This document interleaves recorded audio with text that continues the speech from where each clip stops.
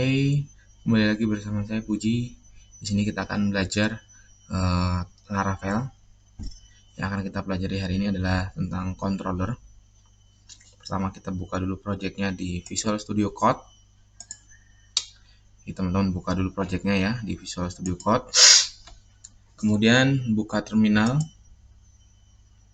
New Terminal, Ctrl Shift ya. Karena project saya di sini ada banyak, saya akan membuka project Laravel yaitu blog. Nah, otomatis di sini akan diarahkan di terminalnya ke folder blog saya. Lalu untuk menjalankannya PHP Artisan Serve.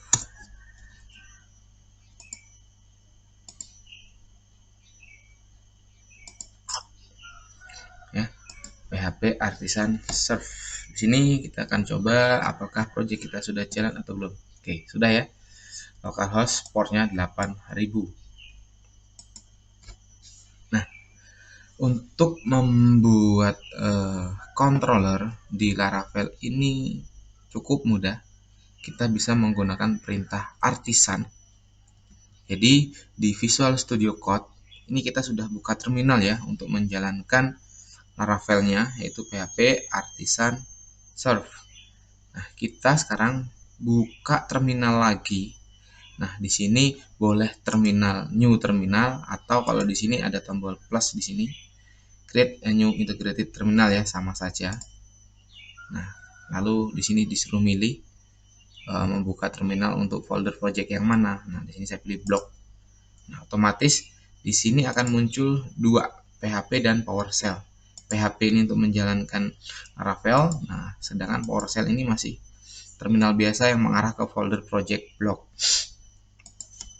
Untuk membuat controller, teman-teman cukup mengetikkan perintah PHP artisan make -2 controller, lalu diikuti dengan nama controller. Nah, di sini misalkan latihan, L-nya besar, lalu controller, C-nya besar. Kalau sudah, enter. Controller create successful, berarti berhasil membuat controller. Nah, controller itu disimpan di mana? Di project kita ada folder app, ada folder HTTP, lalu ada folder controller. Di sini ada latihan controller. Kita buka, kita dibuatkan sebuah kelas latihan controller turunan dari controller. Dia otomatis mengimport sebuah request dari package Illuminate HTTP atau HTTP request. Nah, ini adalah controller. Lalu bagaimana menghubungkan routing ya, routing itu root web. Nah, di sini ada routing ya dengan controller. Kita akan coba latihan. Root misalkan get latihan. Lalu array latihan controller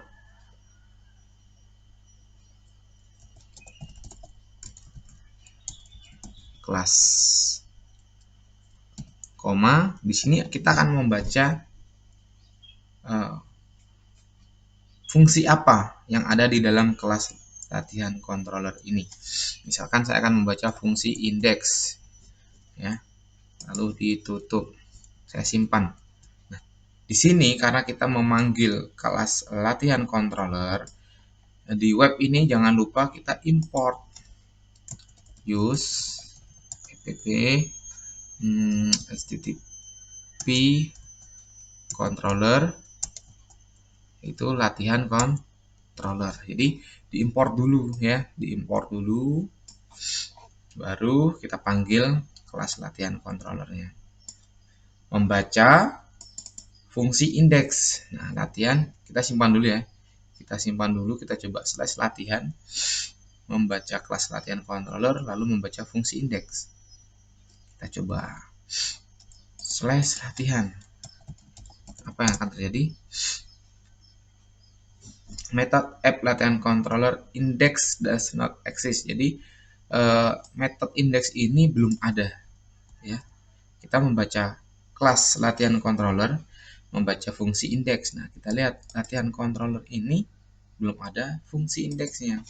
Di sini kita buat public function index, namanya adalah function index.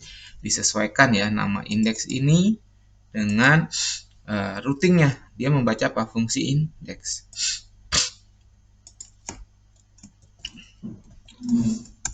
Nah, lalu misalkan kita mengembalikan sebuah data string.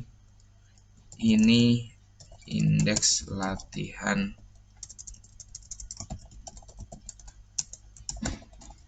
controller. Kita simpan.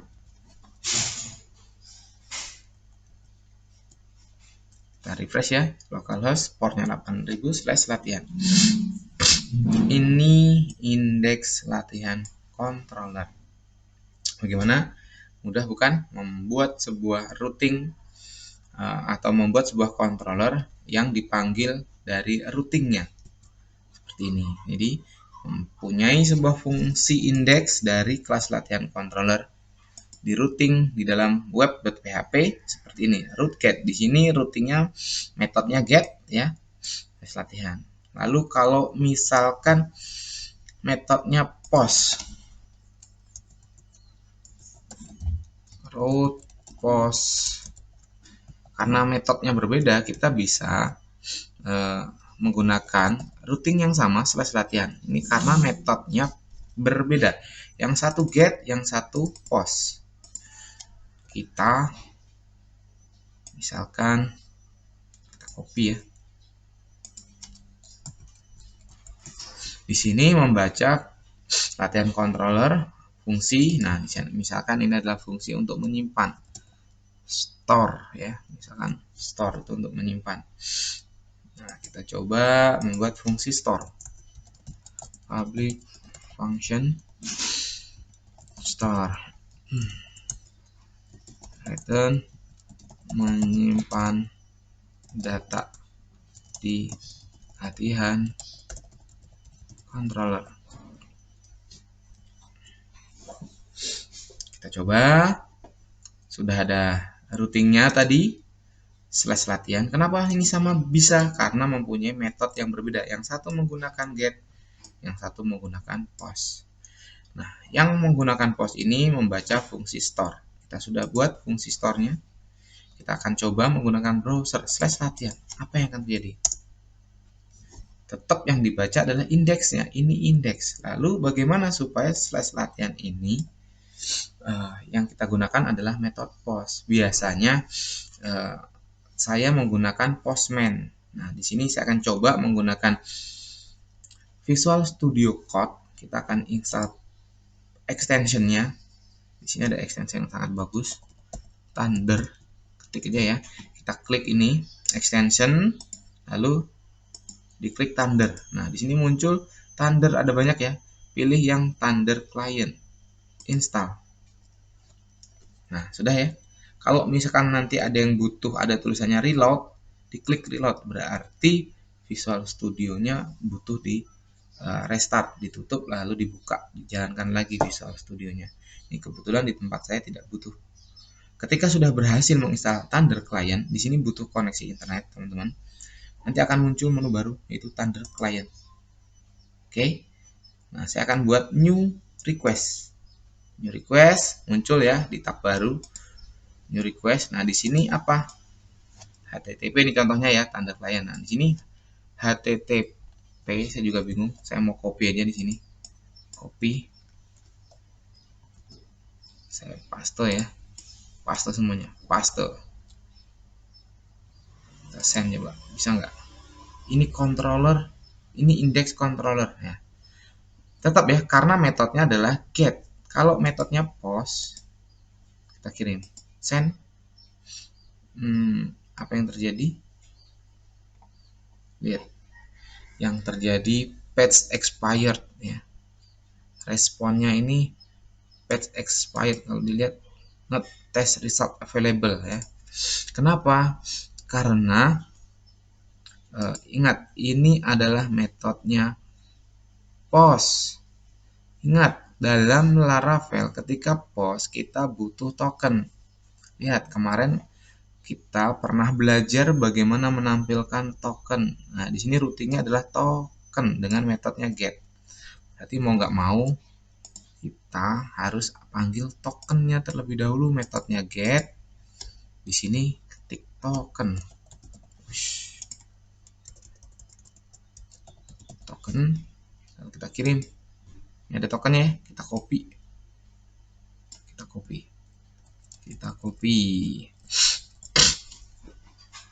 Sudah, kita copy. Sekarang kita ulangi lagi latihan metodenya post, kita kirim.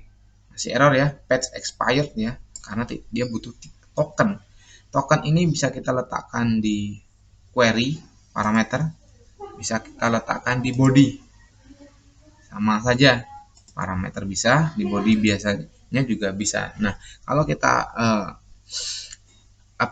kalau misalkan kita ini di pemrogramannya biasanya kan kita buat form. Nah, biasanya form itu di dalamnya ada sebuah input. Nah, input itu adalah body. Nah, di sini kita buat form misalkan ya. Fieldnya apa namanya? Fieldnya itu adalah token. Value-nya tadi adalah dari token yang sudah kita copy. Checklist, jangan lupa. Lalu kita kirim coba. Lihat, menyimpan data di latihan controller.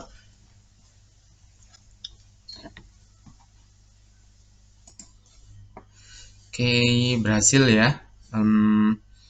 Ketika kita menggunakan token, bisa. Nah, ini kelebihan dari Laravel. Kalau kita menggunakan metode post, put, delete, patch ini kita harus menggunakan token. Karena fungsi dari metode ini dalam request ke server, ini biasanya untuk menyimpan data, merubah data, menghapus data.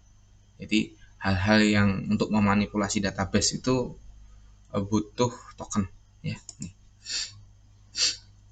Terus misalkan contoh saya mau buat menghapus data ya,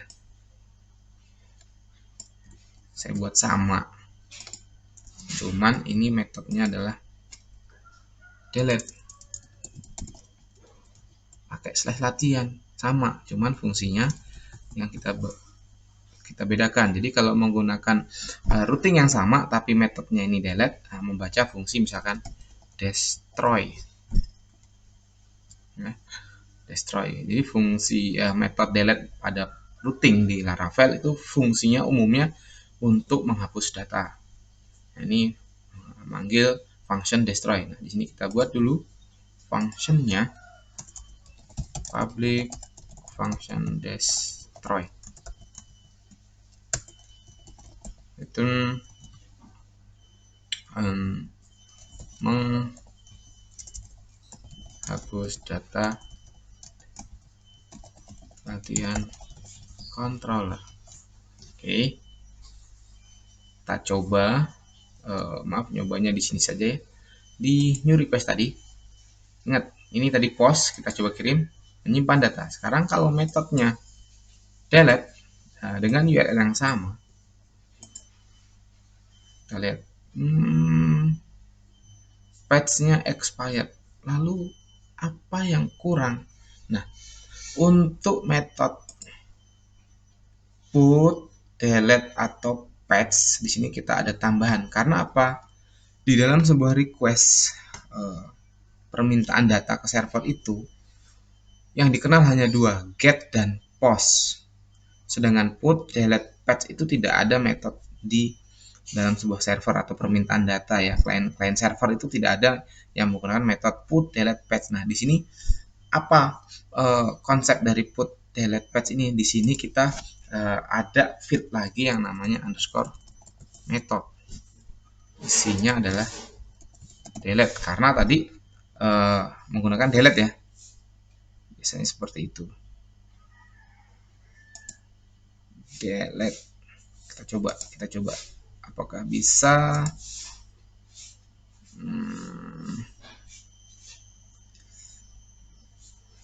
tokennya apakah berubah? Kita cari dulu.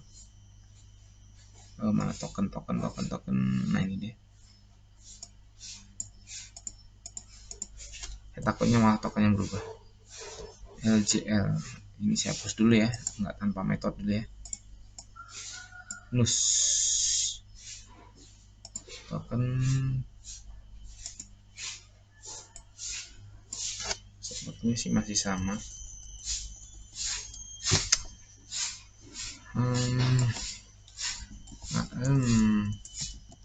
Latihan metodenya delete, body formnya underscore token.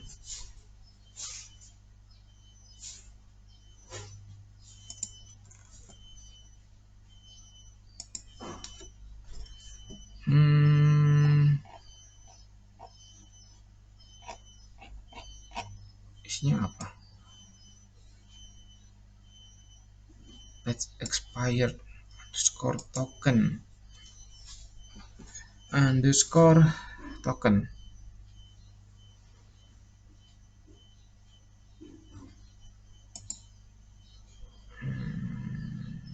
kita coba ya. Untuk yang Thunder Client ini sepertinya untuk mengakses metode delete ini ya, delete ini sepertinya di Thunder Client ini kekurangannya kita tidak akan bisa nyoba put delete atau patch ya. Jadi kita harus akali metodenya post. Jadi untuk mengakali bagaimana merequest dengan routing yang sama tapi metodenya delete ya, mengakses metode destroy. Caranya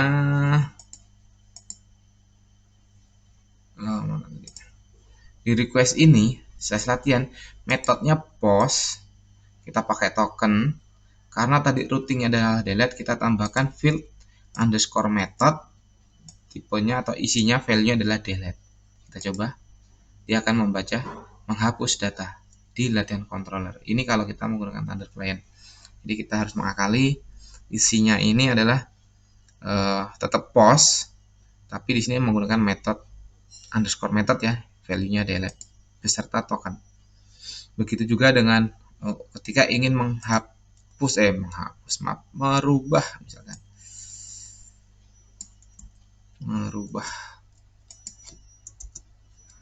misalkan, pakai put atau patch sama saja. Misalkan update, kita coba latihan controller update buat fungsi yang sama, namanya update. Merubah data di latihan controller ya, membuat fungsi update. Di routingnya adalah put. Lihat, satu routing ada 4 metode ya, ada 4 metode. Lalu bagaimana cara mengakses routing dari put ini supaya membaca function update? Di contoh di Thunder Client tetap pakai metodenya post slash latihan ya. Kita menggunakan token. Nah, metodenya ini tadi apa? Routingnya adalah put. Nah, di sini put, kita kirim send, merubah data. Jadi seperti itu konsep dari RESTful ya. Ada get, ada post, ada put, ada delete ya.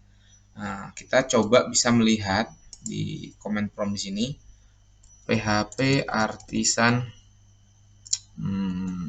route list. Ini untuk melihat ada routing apa yang sudah pernah kita buat. Ada latihan, di sini ada latihan ya. Latihan. Coba kita latihan. Ini name ya, URL method. Latihan. Di sini metodenya get, membaca fungsi controller index. Ada latihan, metodenya post, membaca store. Latihan, metodenya put, membaca update. Ada terakhir latihan, metodenya delete, membaca destroy. Nah, di mana konsep simpan ubah hapus ini ya, get, post, put, delete di Laravel itu bisa kita dipermudah otomatis ya, dengan resource. Bagaimana caranya? Ketikkan perintah php artisan make controller, misalkan contoh controller min ya, kita ada parameter resource, kita langsung enter. Sukses membuat controller. Kita buka projectnya, kita lihat di sini ada contoh controller, kita buka. Otomatis di sini langsung dibuatkan metode index ini untuk menampilkan data, create untuk menampilkan form, store untuk menyimpan, show untuk menampilkan data berdasarkan ID-nya, edit untuk menampilkan form edit, update untuk merubah datanya, destroy ini untuk menghapus data. Lalu bagaimana di routingnya? Cukup mudah sekali. Route resource, misalkan contoh di sini tadi adalah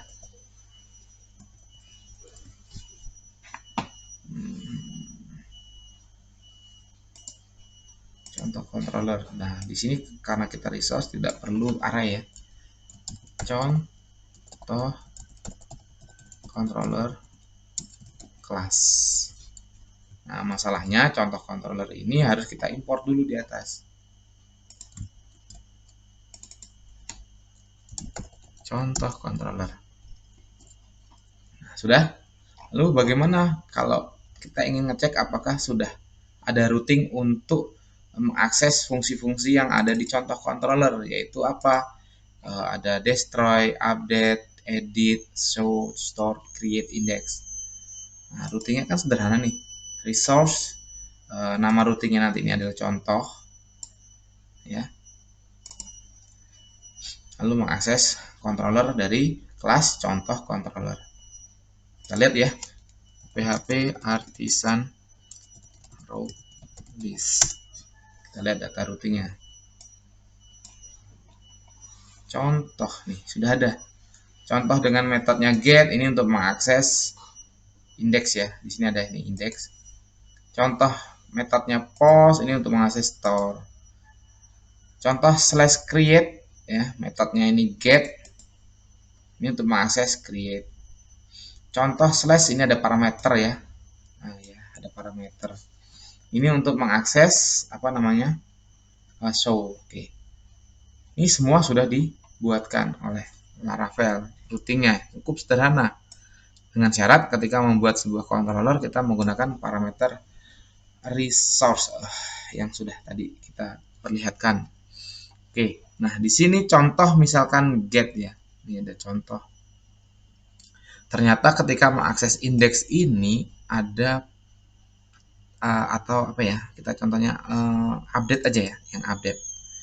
Ketika kita mengakses latihan routing ini put mengakses update, ini ada parameternya di sini. Kita sudah pernah belajar parameter sebelumnya, yaitu mahasiswa slash nama. Lalu bagaimana dengan mengakses controller tapi ada parameternya? Gampang sekali. Slash misalkan parameternya ini ya. Ini misalkan ID. Ya, nama parameternya adalah ID. Mengakses metode update. Kita ke latihan controller update. Nah, di sini kita tinggal tambahkan $id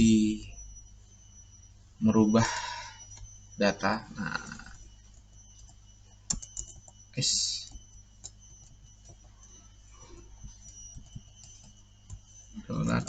dia merubah data yang nomor berapa di latihan controller. Ini contoh ya.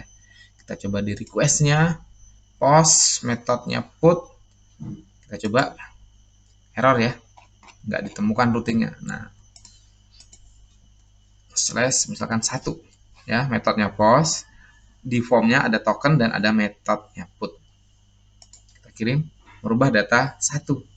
Oke, mana nih? Kita salah sepertinya latihan, biar ada spasinya.